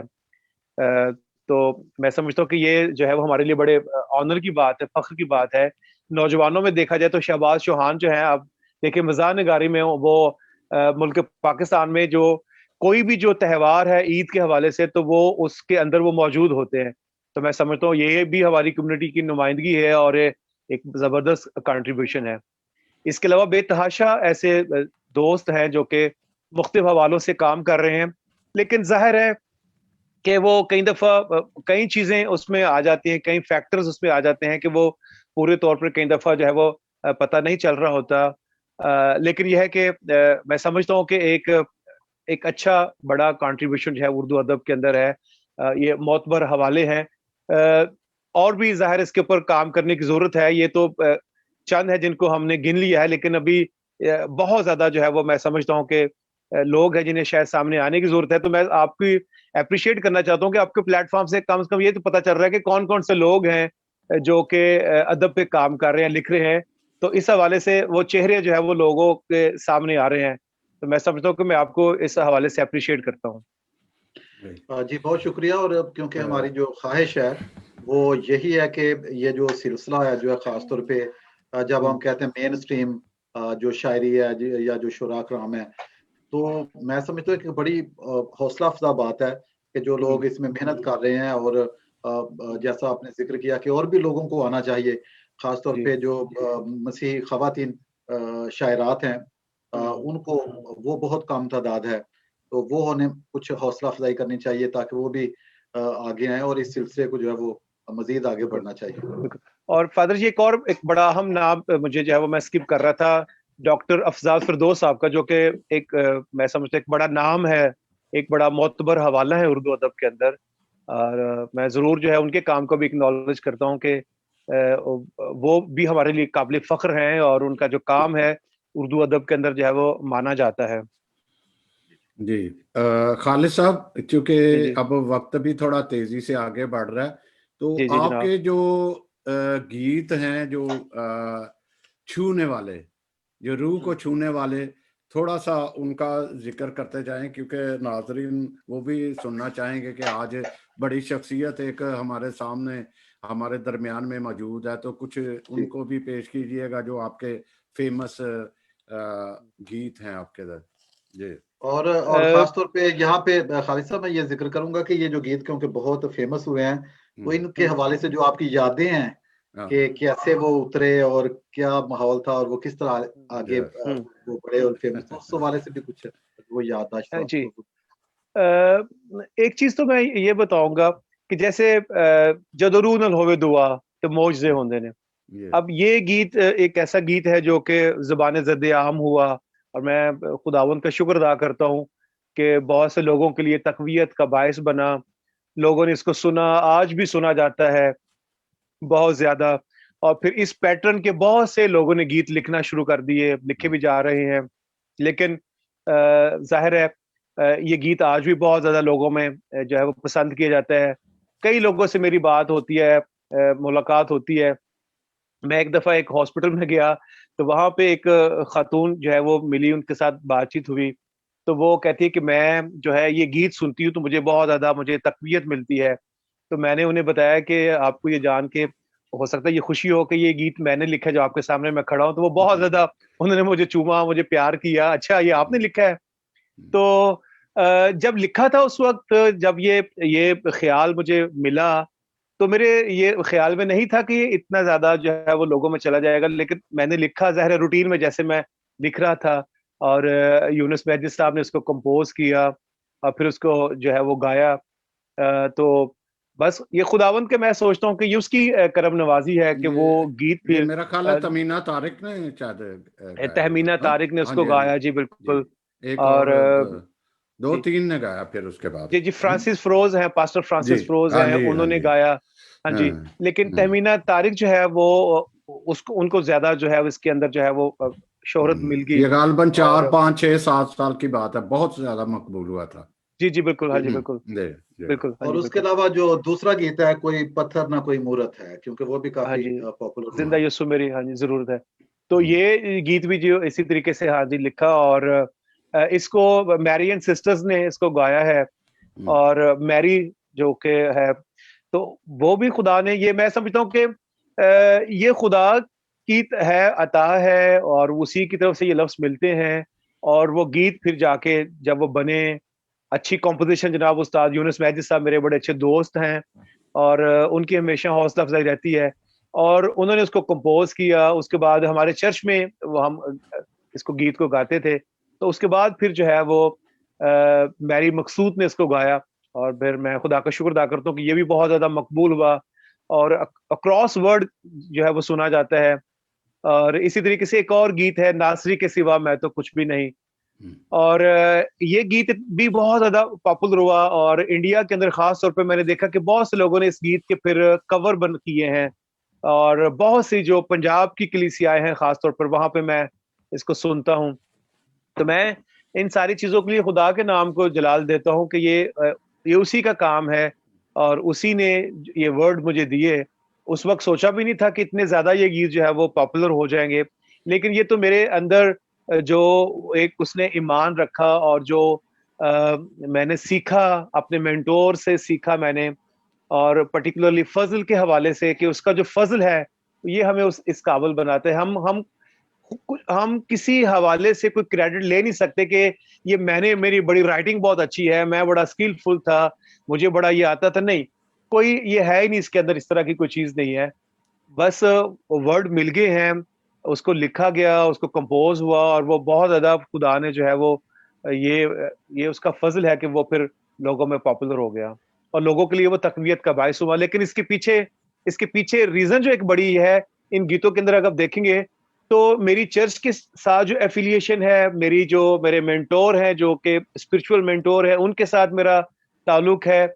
और मैं उनको दिखाता रहा हूँ, अभी भी दिखाता हूँ कि इसको देखिएगा कि क्या ये इसकी थियोलॉजी, इसकी इलाहियात जो है वो ठीक है। तो फिर उसके बाद वो गीत जो है वो सामने आए हैं। मैं खुदा का शुक्र अदा करता हूँ कि वो बहुत सी कलीसियाओं के लिए तकवीयत का बायस बन रहे हैं। जी। और ये बताइए कि ये जो गीत हैं, क्योंकि मैं समझता हूँ कि वक्त की ज़रूरत है, क्योंकि गीत जो है वो इबादत है।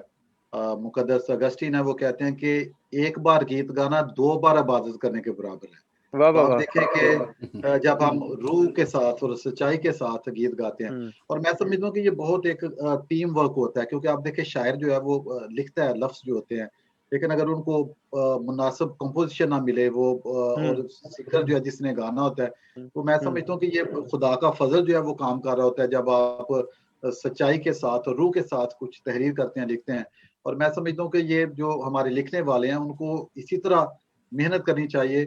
और जैसे आपने कहा कि आप वो लिख के तो ये नहीं कि कर देते, आप दिखाते भी हैं कि देखें थियोलॉजी ठीक है, इलाहिया हम्म, ठीक है, इसमें कोई ऐसी बात तो नहीं। तो ये दिखाने में मेरा ख्याल है कोई आर महसूस नहीं करनी चाहिए। हम बिल्कुल। सब सीख रहे होते हैं, और बिल्कुल इस हवाले से जी जी, बिल्कुल बिल्कुल ऐसा ही है। और फादर जी यहाँ पे जो लर्निंग है ना, मैं यहाँ पे जरूर कहना चाहूंगा अपने जो दोस्त जो लिखने वाले हैं, खासतौर पे जो ज़ाहिर है अभी जिन्होंने शुरू किया है, आगाज किया है, जिन्होंने सीखना जो है ये बहुत इंपॉर्टेंट है। लर्निंग बहुत ज्यादा इंपॉर्टेंट है, ठीक है।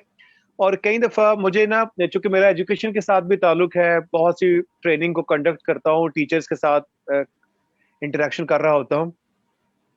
मेरी एक बड़ी फेवरेट कोटेशन है इनके, अपना एल्वन टॉफलर साहब की। तो वो कहते हैं कि 21st सेंचुरी के इलिटरेट वो लोग नहीं हैं जो पढ़ नहीं सकते या लिख नहीं सकते। एक्चुअली वो कहता है कि 21st सेंचुरी के इलिटरेट जो हैं वो हैं जो लर्न नहीं कर सकते, अनलर्न नहीं कर सकते और रीलर्न नहीं कर सकते। तो मुझे लगता है कि हमें लर्न करने के लिए अनलर्न भी करना पड़ता है और फिर बच्चों की तरह रीलर्न भी करना पड़ता है चीजों को। तो जब हम इस तरीके से अपने आप को तैयार रखते हैं, और आप जानते हैं कि हमेशा वो शख्स लर्न नहीं कर सकता जो कहता है कि मुझे ऑलरेडी बहुत कुछ आता है, तो मुझे तो सीखने की अब जरूरत नहीं है। तो आपको जो है ज़ाहिर है लर्निंग जो है उसके लिए आपको हम्बल होना होता है, और हम्बल जब होते हैं तो आप चीजों को सीखते हैं। तो यहाँ भी जो है वो मामला जो है वो सीखने वाला है। हम सीखें, लर्न करें, एक्सप्लोर करें अपने इर्द गिर्द लोगों को। अगर हम समझते हैं कि देखें, जो इल्म है हासिल करना वो दो तरह से है। एक तो गॉड गिफ्टेड है, आपको पता चल गया कि आपके अंदर जो है वो शेर कहने का जो है वो ये हुनर मौजूद है। तो फिर उसके बाद दूसरा है इक्तसाब करना है, एक्वायर करना है नॉलेज को।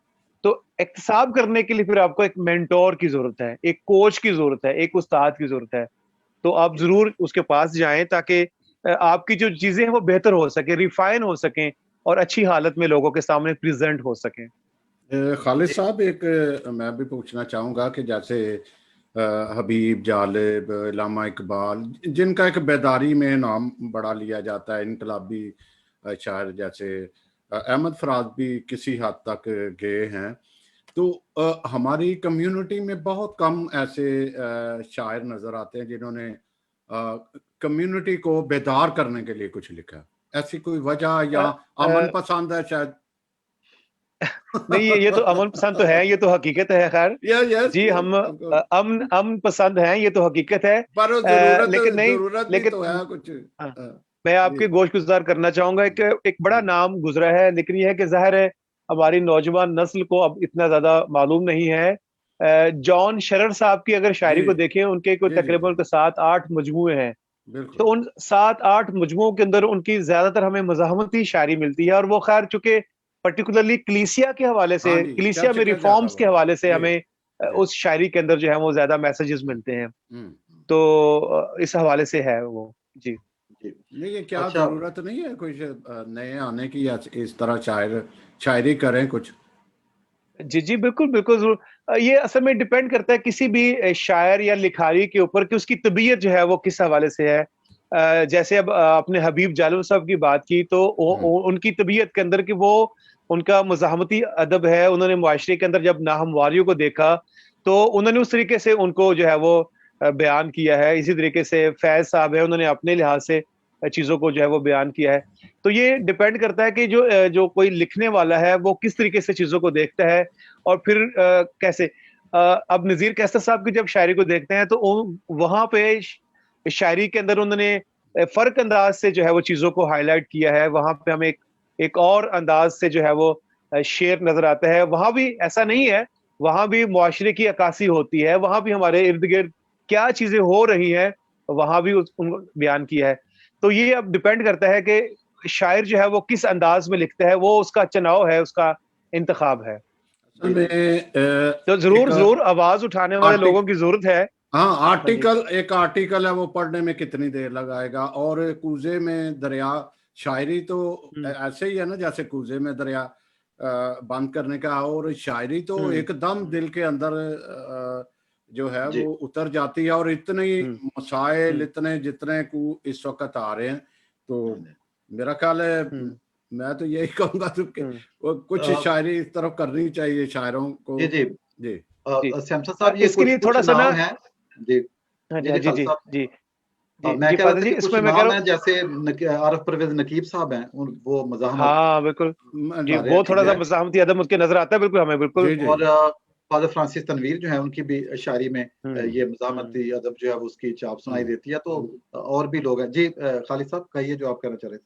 जी, तो वो मज़ाहमती अदब के लिए फिर थोड़ा सा ना आपको निडर होना पड़ेगा। तो कई दफा हमारे इर्द गिर्द जो बहुत सी कदगन और बहुत सी पाबंदियां हैं, जब हम उस खौफ के अंदर होते हैं, जब तक फिर हम वो शेल से बाहर नहीं निकलते, तो ज़ाहिर है आपको पता है हमेशा सच को सूली चढ़ना पड़ता है। तो मज़ाहमती अदब के लिए फिर आपको सूली चढ़ने के लिए भी तैयार होना पड़ता है।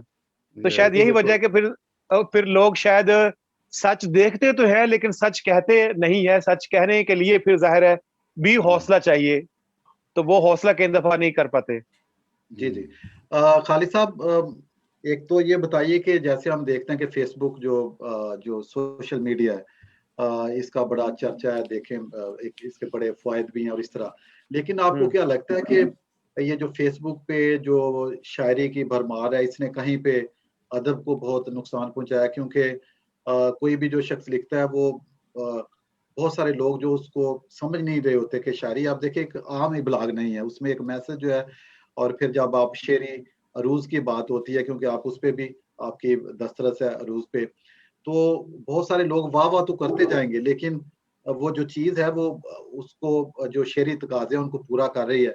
तो वो सिर्फ़ जो शायरी समझते हैं या जो उसको देखते हैं या रिदम को समझते हैं, उसको जानते हैं। तो आप क्या समझते हैं कि इस तरह बहुत ज़्यादा दाद जो लेने से जो आपने चीज़ लिखी है जो टेक्निकली ठीक नहीं है, और आप समझ रहे हैं जनाब मुझे बहुत ज़्यादा कोई 50 या 100 हम्म। लोगों ने लिख दिया है, तो लाइक इस कर हवाले दिए से हैं। थोड़ा-सा ज़िक्र कीजिए? जी। एक तो चीज हम जो सोशल मीडिया है, आपको पता है कि दुनिया में जो है वो हर चीज का एक पॉजिटिव है और इसका एक नेगेटिव पहलू है। सोशल मीडिया के ज़ाहिर है बहुत से फायदे भी हैं, जहाँ पे बहुत से शोरा हजरात, बहुत से लिखने वाले लोग जो है वो लोगों से बहुत दूर थे, शायद लिमिटेड थे, एक एक हलके तक महदूद थे। तो सोशल मीडिया ने ये अपॉर्चुनिटी क्रिएट की कि वो बहुत से लोगों तक रीच आउट कर सकें, लोगों तक पहुंच सकें, और इस तरह उनका शेयर गया भी है। लेकिन इसका ज़ाहिर साथ साथ ये भी नुकसान हुआ कि वो लोग जो कि उस हवाले से अभी वो इतने वो पुख्ता नहीं हैं, और वो भी, और फिर उसके बाद बहुत से जो कि सोशल मीडिया के ऊपर जो है वो बहुत से लोग जो है वो शेर के साथ शगफ रखने वाले हैं, बहुत से लोग ऐसे ही हैं जो कि उसके बारे में इतना वो नहीं जानते। तो बस जो लोग ऐसे हैं जिनको मतलब बहुत से लाइक मिलते हैं लेकिन उनके वो शेर के अंदर इतनी वो जान नहीं होती, तो वो बस उसी से खुश, वो जो आपने थोड़ी देर पहले बात की थी, खुशफहमी का शिकार हो जाते हैं और कहते हैं नहीं जी मैं तो बहुत शायर हूँ। तो बस अब ये है कि अब देखें, जैसे मैंने कहा, अब इसके पॉजिटिव भी हैं और इसके नेगेटिव भी हैं। तो लेकिन आप देखें, आप फेसबुक के ऊपर आपने भी बहुत से ग्रुप्स देखे होंगे जहां पे शायरी के हवाले से बड़ी अच्छी नशिस्तें हो रही हैं, ऑनलाइन मुशायरे होते हैं। इवन जो है उसमें अरूज के हवाले से भी वो सिखा रहे होते हैं, शेर के हवाले से भी बात हो रही होती है, और बड़े बड़े अच्छे लोगों के अशार भी जो है वो गर्दिश कर रहे होते हैं, जो कि बहुत से नए लिखने वाले लोगों के लिए जो है वो तकवीयत का बायस बनते हैं। तो चूंकि मीडिया आजाद है तो वहां पे हम पाबंदी लगा नहीं सकते कि अब ये तो अब ये है कि देखने वाले के ऊपर डिपेंड करता है कि वो जब किसी शेर को देखता है तो किसके ऊपर से खामोश रहने की जरूरत है और किसको वाकई उसे कहना चाहिए कि ये शेर जो है वो अच्छा शेर है। तो ये एक अवेयरनेस है जो कि अगर अगर अदब के हवाले से अच्छी अवेयरनेस लोगों में है, तो जाहिर है वो फेसबुक के ऊपर वो नहीं दाद देंगे, वो नहीं लाइक करेंगे। और लेकिन चूंकि ज्यादातर आपको पता है जो फ्रेंड्स होते हैं वो आपके अपने जानने वाले होते हैं अजीज, तो वो बेशक देखे बगैर भी आपको लाइक जरूर दे देते हैं। तो इसका नुकसान फिर ये होता है कि बहुत से फिर खुशफहमियां जो है वो पैदा हो जाती हैं। जी, जी, जी।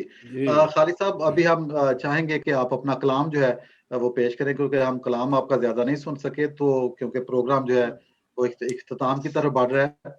तो काइंडली अगर आप अच्छा जी। गज़ल पेश करना चाहें या नज़्म या गीत या जो हम्म। भी, हम्म। सो प्लीज़ पेश कीजिए। हम्म। ठीक है जी। मैं चंद एक अशार आपकी खिदमत में पेश करता हूँ, और जो व्यूअर्स हमारे साथ जुड़े हुए हैं, चंद अशार हैं कि सुबह रोशन के हवालों में बदल देता है,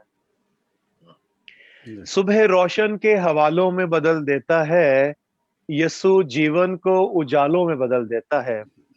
और शेर देखिएगा कि सादा पानी को इनायत की नजर से छूकर, सादा पानी को इनायत की नजर से छूकर जांफजा मैं के प्यालों में बदल देता है, जांफजा मैं के प्यालों में बदल देता है।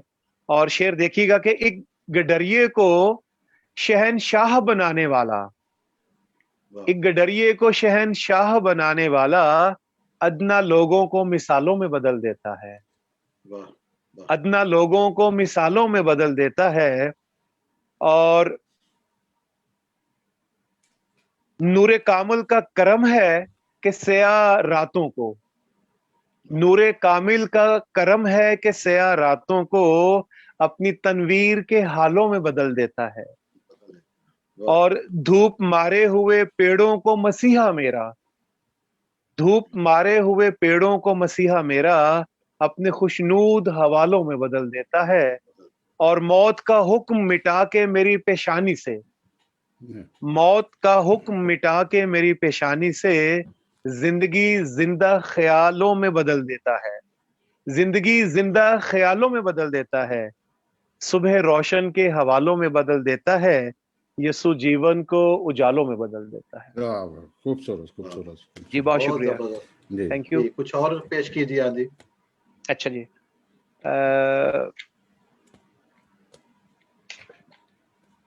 कुछ और मैं फिर देखता हूं अपने पास।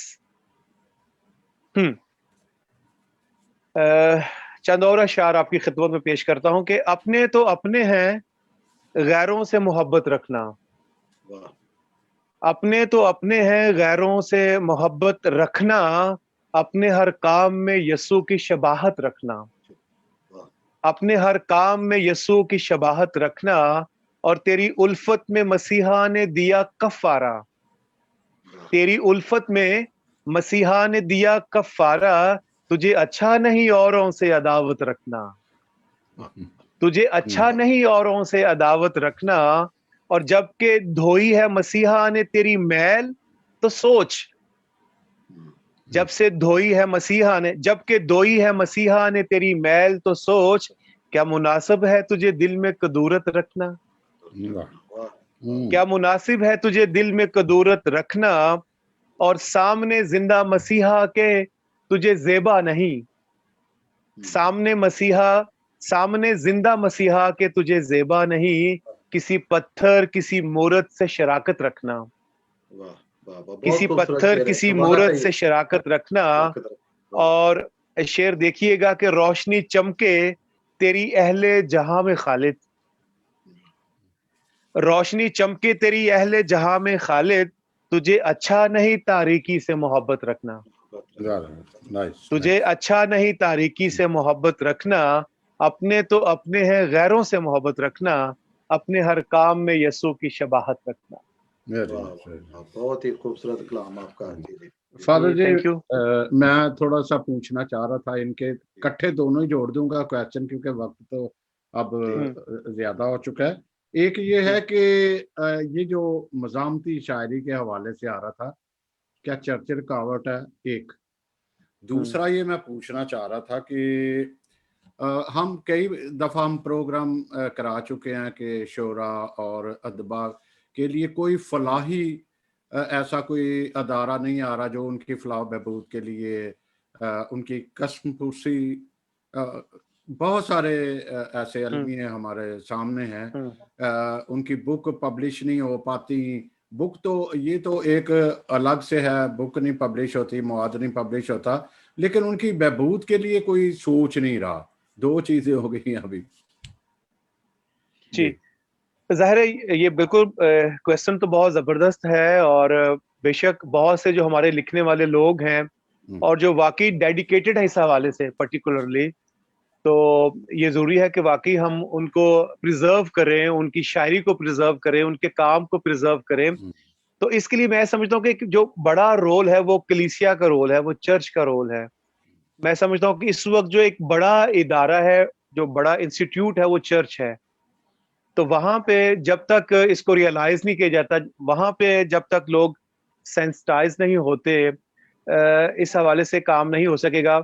काफी हद तक जो चर्च के प्लेटफॉर्म से, इदारों से लोगों की किताबें छपी भी हैं, प्रिंट हुई हैं, लेकिन यहाँ पे जो है वो एक्टिव रोल जो है वो प्ले करने की जरूरत है। तो मैं सोचता हूँ कि यहाँ पे किसी हवाले से आप जैसे आप प्रोग्राम्स करते हैं, तो यहाँ पे ऐसे स्टेक होल्डर्स को यहाँ पे इनवाइट कीजिए जो कि इस हवाले से कुछ सोच सकें और इस हवाले से कुछ इनिशिएटिव्स ले सकें। जी, ये मज़ामती शायरी का मैंने थोड़ा सा, सॉरी फादर जी, मज़ामती शायरी में चर्च रुकावट है, मुझे नहीं लगता कि ऐसी कोई बात है। अगर आप खुद जी जी देखें मज़ाहमती शायरी के हवाले से चर्च रुकावट जो है, देखिए जब आप शेर लिखेंगे इस हवाले से जो कि है तो वो सच्चाई है, लेकिन फिर उसके बाद जो है वो हो सकता है कि चर्च वाले जो है वो आपको इतना ज्यादा पसंद ना करें, और फिर हो सकता है वो आपके खिलाफ महाज जो है वो खड़ा कर दें। मैंने कई जो है वो चीजें इस हवाले से लिखी, और नहीं, वो रिफॉर्म्स असल के, में जी मैं रिफॉर्म्स के हवाले से, जी खालिद जी साहब, जी। असल में हम्म मैं बात ये कैटेगराइज जो अलग अलग करना पड़ेगा फिर, क्योंकि हम्म मज़ामती हम्म जरूरी नहीं कि आप किसी के अकीदे को छेड़ते हो या ऐसा, ये भी मज़ामती है। एक मज़ामत होता है कि हमारे साथ जो नाइंसाफियां हो रही हैं, ये जी जी नाइंसाफियां बिल्कुल। हो रही हैं, जी हमारे जी साथ क्या बिल्कुल कुछ नहीं हो रहा, तो ये भी बिल्कुल। तो एक मज़ामती है। यहाँ पे चर्च का तो कोई तलक नहीं। जी जी बिल्कुल बिल्कुल। जैसे जी जी आपके मुआशरे के अंदर, जी आपके मुआशरे के अंदर जो नाइंसाफी है, जो जी। ऐसे हम्म। नाहमवारियां हैं, बिल्कुल हाँ, ये तो कहते हैं जो लिखारी है वो तो मुआशरे की आंखें हैं, बिल- वो उसका जहन है, वो आवाज बुलंद करता करते भी हैं, लोग लिख भी रहे हैं, तो वहां तो हम्म, बिल्कुल आजादी है। हम्म, और ये जरूर है कि लिखना चाहिए, जरूर कहना चाहिए, जो सच है सच को कहना चाहिए। और हम्म, मैं समझता हूँ कि जहन होता है मुआशरे का एक जो लिखारी है, तो वो जरूर अपनी लिखतों में, अपने जो है वो राइटिंग्स के अंदर इन चीजों को सामने ला सकता है, जरूर बिल्कुल, यहाँ तो कोई वो रुकावट नहीं है। जी जी। और मैं ये कहना चाहूंगा कि जो शायर है, अदीब है, दानिशवर है आज का, मैं समझता हूँ कि एक बड़ी जिम्मेदारी है उसकी कि वो सच को हम्म, सच कहे।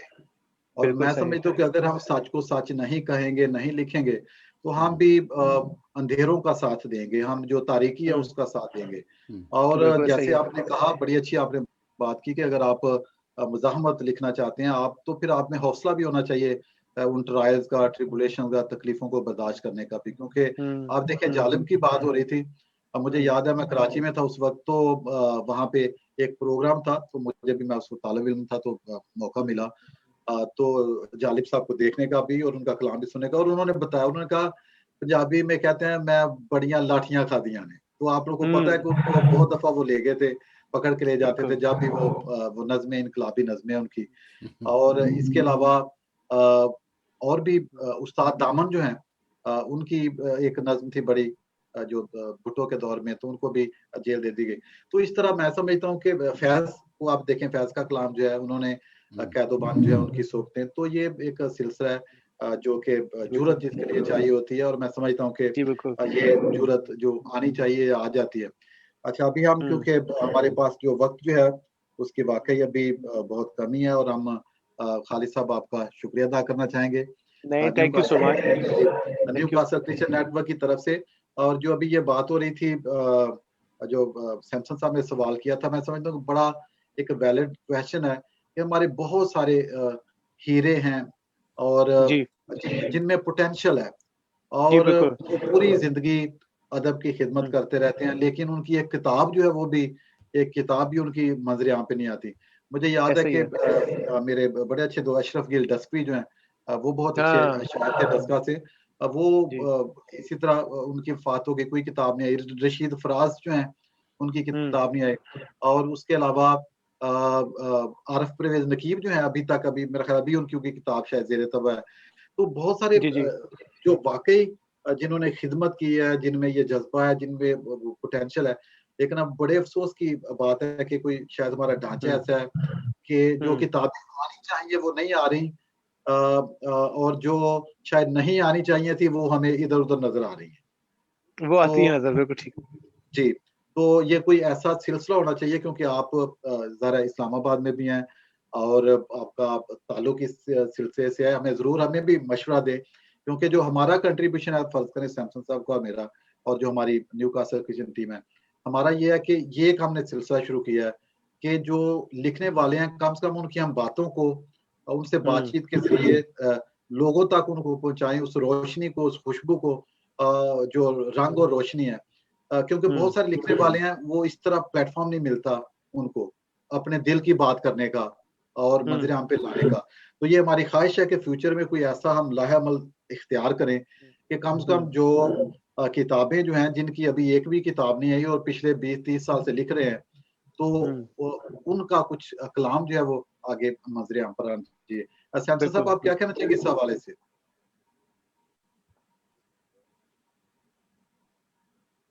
सैमसन साहब तक आवाज़ आ रही है?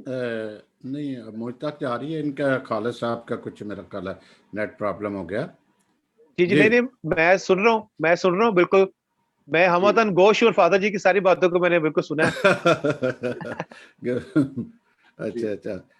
तो तो बिल्कुल यही है। अभी आप देखें, आसनात कंवल साहिबा भी एक किताब जो है वो शाया करना चाह रही थी, शायद खुशबू सुखन के नाम से। तो बहुत सारे उन्होंने लोगों से राब्ता किया और इस तरह, तो वो उनका कलाम जो है वो मुख्तलिफ लोगों का करना चाह रही जी थी। इंतखाब उसमें, तो जी बिल्कुल। इंतखाब था, वो आगे नहीं बढ़ सका, ठीक है। बहुत सारे लोगों ने शायद उस तरह कंट्रीब्यूशन नहीं हो सका या क्या।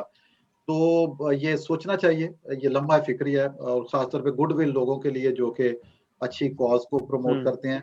नाज़रीन जो है हमारे, जो इसमें प्रमोट करना चाहते हैं, so they are most welcome.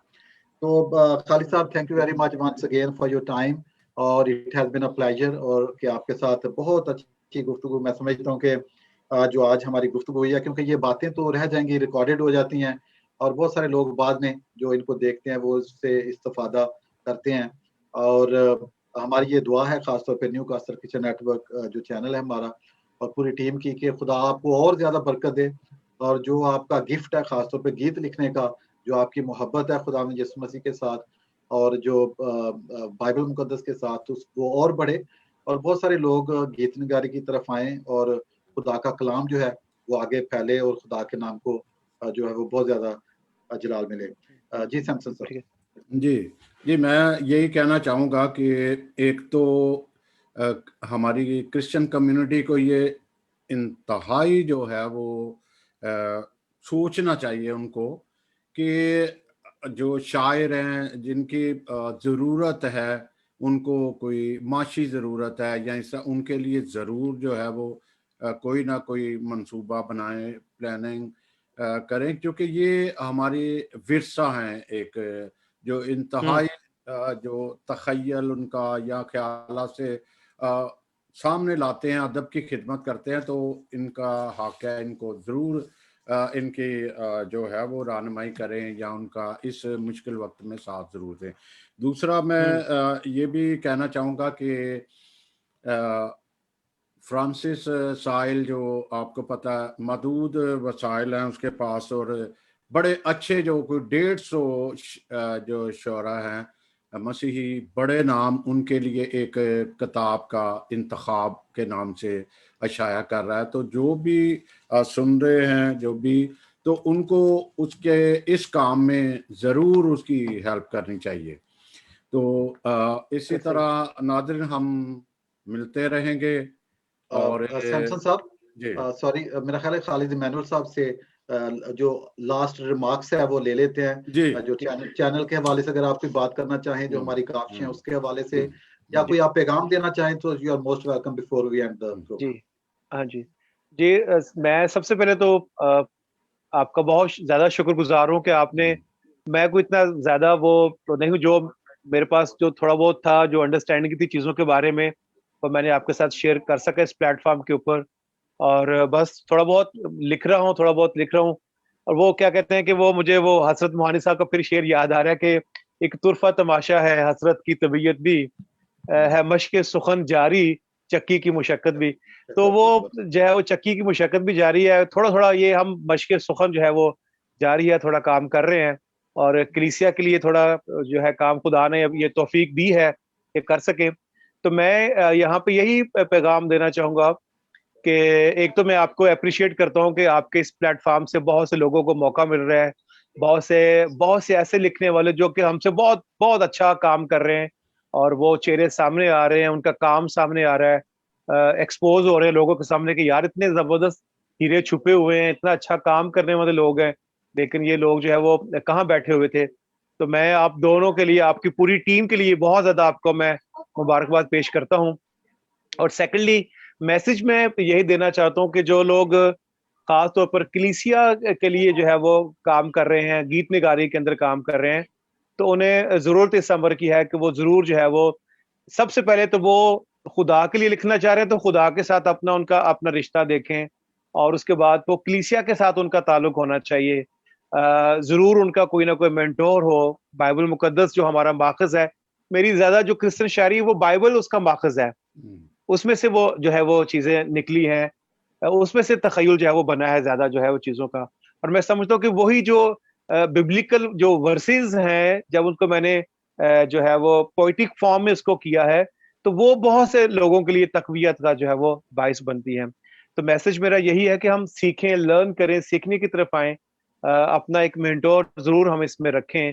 तो मुझे उम्मीद है कि हम एक बहुत अच्छा, जैसे कि आपने जिक्र कर रहे थे उर्दू अदब में एक कंट्रीब्यूशन, तो जब हम कलीसिया के अदब के अंदर जो है वो कलीसियाई जो अदब है, कलीसियाई जो कंट्रीब्यूशन, उसमें के आर ज़िया का आपने नाम लिया, तो मैं एक और नाम लेना चाहूंगा, हारून अगस्तीन असीर साहब का नाम, जिनकी दो किताबें नजराना थी, लहू का रंग, और आप मुझे अपने लहू का रंग दे दे, कोई रंग तो हो मेरे जीने में, बड़े खूबसूरत गीत उन्होंने लिखे।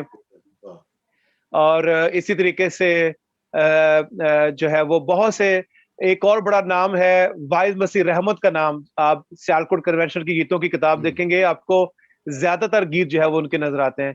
तो ये हमारे लिए रोल मॉडल हैं एक लिहाज से, जिनको हम फॉलो कर सकते हैं। तो मैं यही अपने जो दोस्त जो नो मॉज हैं जो लिख रहे हैं उनको कहूंगा, इन मॉडल को फॉलो कीजिए। और अब हमारे पास जैसे नजीर कैसर साहब का नाम है, मुनव्वर अजीज साहब हमारे पास मौजूद हैं, डॉक्टर कमल फिरोज हमारे पास हैं, हम जो है वो हम इनसे राब्ता कर सकते हैं। ये बहुत अच्छे दोस्त हैं, मैं खुद इनसे राब्ता करता हूँ, और ये बहुत अच्छा जो है वो आपकी रहनुमाई कर सकते हैं। जी जी जी जी, बहुत शुक्रिया। और जी सैमसन साहब, अभी प्रोग्राम को वाइंड अप कीजिए। जी जी, मैं यहाँ पे शुक्रिया अदा करूँगा। बहन राहत अफजा हैं, फिर वारिस साहब हैं, फिर और बड़े अच्छे यहाँ पे जावेद नाजर साहब हैं। मैं इनका खसूसी जिक्र करूँगा कि उन्होंने बड़ी अच्छी फीडबैक यहाँ दी हुई है इसके हवाले से, जो मज़ामती शायरी के हवाले से दी हुई है। और एक मैं थोड़ी करेक्शन भी कराता जाऊं कि अक्सर पहले भी ऐसा हो चुका है कि वो न्यू कासल, कासल नहीं बोलते, गास्पल बोलते हैं, न्यू गास्पल। तो नाजरीन, ये गास्पल नहीं है, ये इंग्लैंड का एक शहर है, बहुत खूबसूरत, जो 5 दरिया पे 5 ब्रिज हैं खूबसूरत किस्म के। तो ये है new castle Christian network, new gospel नहीं। और तो ये कई सैमसंग दफा साहब, जब कोई सैमसंग साहब को इंतजाम करें ना कि यहाँ पे लोगों को लेके आए, दिखाएं, फिर जो है वो कहते हैं लर्निंग बाय डूइंग होती है। तो जब और आपका और ये सोचा जा ये सकता है इस पे। जी जी, ये बताना चाहता हूँ खालिद साहब कि ये क्योंकि न्यू कासल है, तो एक पिछले दिनों में एक हमने बुलाया था प्रोग्राम पे किसी को शायरी के वास्ते। तो उन्होंने पहले मुझे पूछा कि मैंने ये क्योंकि लिखा है न्यू गॉस्पल, तो कोई मैंने कोई यहाँ पे आके कोई मसीही कलाम सुनाना है या क्या सुनाना है? तो मैंने कहा कि गॉस्पल एक ही है, कोई कोई हाँ नई जी, गॉस्पल नहीं है कोई भी, ये न्यू कासल सिटी का नाम है, जो हाँ यहाँ पे नॉर्थ ऑफ यूके जो जी, यूके अच्छा, में हम। तो मैं एक और भी बात कहूंगा कि फादर जी है ही है। वो कई दफा लोग पास्टर भी कहते हैं, आप कई दफा मुझे फादर सैमसन भी कह देते हैं। बहरहाल कोई बात नहीं है। तो ये मेरे लिए चले एजाज ही है कि मुझे फादर कोई कह देता है, कोई पास्टर कह देता है। तो नाजरीन, आपसे इजाजत चाहते हैं, फिर एक और बड़ी शख्सियत के, अदबी शख्सियत से आपको जल्द मिलवाएंगे, क्योंकि ये हमारा 15 रोज़ा जो होता है प्रोग्राम होता है।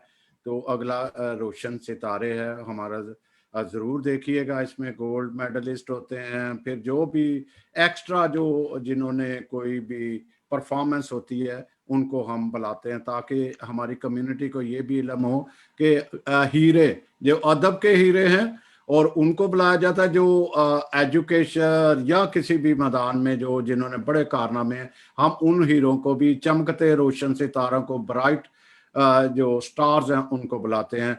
तो बहुत शुक्रिया आप सबका, खुदा हामी और नासिर हो। और इसी तरह मैं खालिद मैनुअल साहब, आपके लिए ढेरों थैंक यू। हमारी दुआएं हैं, और यही कहूँगा कि आपको और जोरे कलम अता करे। फिर फादर जी आपका भी शुक्रिया, गो के हम एक ही टीम है, हम आपका एक दूसरे का शुक्रिया अदा करेंगे तो बीत जाएगा टाइम। शुक्रिया अदा इसीलिए करते रहना चाहिए, अच्छा होता है। हाँ शुक्रिया। मैं यहाँ ये भी कहूँ कि इंग्लैंड में दो चीजें हमने सीखी हैं, एक सॉरी, एक थैंक हाँ यू। जी, हाँ जी, चाहे कोई थैंक यू। भी हो, कई दफा लोग कहते हैं कि यार आप तो थैंक यू ना करो। यहाँ पे बाप बेटा बेटा ये सारे थैंक यू चलते रहते हैं हर जगह। तो टेक केयर, अपना ख्याल रखिएगा, अपने घर बार का, मुल्क को, कौम का दुआ थैंक यू। कीजिए कि जो हमारी मुश्किलात हैं वो भी खुदा दूर करे। Thank you so much. बहुत शुक्रिया, बहुत शुक्रिया। Thank you. आमीन। ओके।